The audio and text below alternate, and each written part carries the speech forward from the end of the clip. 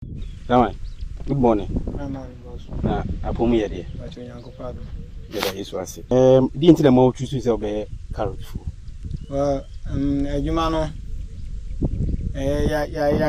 ya ko school kakra na ya sun adwuma so. But ya hwe said the school na adwuma sun no na ya face challenges kakra. The school na ntimi ama ya feda. Na adwuma no so yesun no so area ne baby I wo no adwuma no head down ko so sa. So me decided say I say me ye bi fufulo kan. So any sanity there ehwe adwuma me ya ebebo me. So me choose farm work. Medical me ye cabbage adwuma akra ani carrot. Say no so ye de boy asit nem say de be ya. E be duru baby na enkofa ohaw bi emla ya blabo. Aho kire bi ba na bi a akwa ade bi a emo na kire bi kura akonya aban ma ne ana se bibisa. So na ye ha odi BPA so no. Okay. Mo waya de pa na me pese me say busa o. Obitim bi afa carrot fu no mu ya kakra. Mpa chwan. Okay. Okay, di kan ne se wo be carrot na se unya land na. Unya do wi a ye frɛ bibi funtum. Ida se obe isu tractor de apply land no ama land na ten ana se obe isu ho e de ten land no. So after that no address it in case be a enua na se ngula bi wo so a obe yi ni nyina. Den wo wi anu apɛ ahoma e da tete lines no. Ansa na wo apɛ aso a odi be yi best no. We best ni wi a na afi no wagu eniama na se esira na se grass na se odi a abe eya na de aguso na afi wo shawa eniama no kusi se ebe pai. So a pai wi a ye frɛ bi starter. Eno no ye boni see but enya deep sea. Over born a light see a ti se wi na apai see no. Okay. Eno over born a light see a na afolo ni see a se de be a wo shawa nsuo kakra be ba be gina land ni. So nsuo ni gina mu ana support we no. Carrot no se de be a bit me grow well. Nti eno ho adwuma na sisi a ye wo so a ye no. Okay. But after say eniama na pa do some time be a 2 weeks time and I say 3 weeks no. If we be pickings. On say so hwe carrot we a. Wo hwe we ni we a difference wo. On say we no emu da ho but we na ye bebre. Na the moment I be carrot no seed no dose nti a different some say na good line mu a pie be at 20-30. But ni nyina no wo be pick yan hwe ade wa. Okay. Wo be pick emu ni say no ama na ka be 10. No titigu. Ni aha wo be tutu. Okay. Na enko still. There be enko still. Say the be ya na no bet me grow well nti. Okay. Nti we dey me tutu ya wo be hu say dey sitie. So mpacha so won say dey sitie no. So say dey hu we no saa na we ne aye. Okay. Nti wo be pick we ni nyina manaka bia 6 kakra bi wo 5 yeah nti say e ka say na then o abo fork no. Say dey me ye no nyina what the first na wa supply with water. Say dey be a tembia no enyama no e betumi aye kama. Nti wo the first ni guma fe na wa sha se pe enuru a wo di begu so abema nyama na timi apoka ma na wo so adwuma na ye no wanya fa so. Okay. Na obi be bisa se de ye si hu se carrot wo ko ma manfo ni je ho a wo be kone ho fefefe no ni kwia ye no challenges mu face challenges wo mpa. Challenges dey be challenges ni be money na face so sometimes fertilizer wo di begu nyama na so. Okay.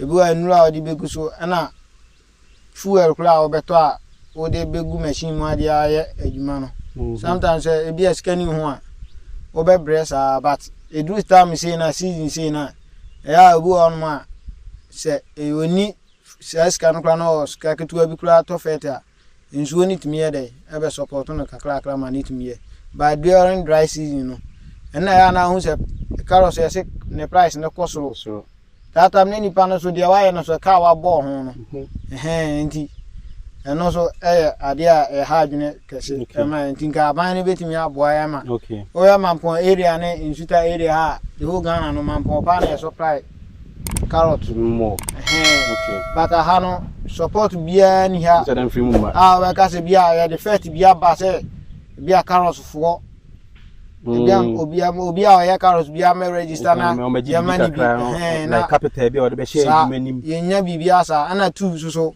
aha no agric bank bia so aha no ye farm sector ya kuafo edi omudwuma wa hanka enya agric bank bi ewo area mu ha sei ne bia o ai kuani bi hia mo bia obetima akosusu ho a kire o na process bi o me din be fam no mo so atimi support na me gidi se nka be bo ama farm work no so akoso ama youth no so ani age ho ba due to challenges ya komuno ama youth no bebre na mpese omodo mo bebre sa enso farm work no no so bo ama dada sitnem eni ama ko yie mai okay me pese me bisa o carrot no se efifi ba na nimu kakra mo wo edu bi a mo digu se be ya moawe anase we de modua ne sei na mugu fet na asa patro da bi enuro bebre ono enuro bi te say super grow that poison ahodo enuro bebre ono a obetimi dia gu so ama eni ama no atimi ai because we ono na bright ye fre alebi bakalos no so bright china na ama eni ama ne ye yellow bones ase no ye black ni leaves no okay so one support no that chemicals na won say niam no say the person enyini no unhu ni sa ntimi nyini sa eno so say baso na say de kaba unsa adwuma no medical ka cho say e ka wo mu dada okay nti say baso na say de kaba wo no enya dia obetimi asa ye ni adwuma ni bi ko bia na sika wo ho na odi aye no se nyame bo na bomu ma odi a obetimi a extend land no say land ni bebiri ne da ho but ya ahoden no ene kakra ye ono ye de ye mo bia mbutima be mama like mutima do kese so far we be how many acres na we well we be quarter okay the block quarter kakra bi in half kla okay so we 3 caps no ene ye go cap bia 1 cap bia 3 million okay ene our house no ye to ye na ba ku bia 2.3 red wine no okay out and so ye 7.5 okay so to sa na ma we nyina before say untimi nya sa adwuma sa wo sa na ma ne dia sa ska odi to sa na ma nyina betima atofet dia ya adwuma na ma wa stand land okay ba fi ya wa start ne dia untimi enya ska no fan to fa nya ne kase sa we na kakra sa okay na mi busao advice be futu be na ode be ma obi a young man and I say obi an ni jikua ye ho opese o start carrot farming no futu be na de be say nipa no they make me aka say adwuma no mu say eden de na so say utimi ewe ka so say obeya easy say obetimi aye na so at the end of the day no just 3 months e be apply 2 months to 2 weeks so utimi edon ho shem na so we ya discover blow e ma won fa ho ko wura tibia bi mu ana e ma ho konya abama ni ebi ya ka se bia ko 2 years je ko bia 5 years sa days ni nyina no wodi kwedi wa fiase no me su se ene ka do hu wura hwani man kra na wo mu na onya kakra de support o life a aten se nka no be bo achen se obekọ akofo obi ade na obekọ kodi na afo obi achi na fe o ha obi be ba na daachi no ama o life na e basa no ya da se pa se wase wadaje ba e obo adwuma na waje ofeso a oni atwe nkomo wadaroma ye fra wo sei ye pe wa himfa no be hu kese bia na obi hwew na ono so ne ji ho pese obeso wasene se de mo ka se munya moa na obetima 3 miles de modo ye so kama but e moa ba ukura capital na obetima bi ma ye kese ama ne tima banti kese obi hwew a botino number tudwa bia no obeso so wasene be obeso wa dia okay acha me din de ataji okay my telephone number is 0249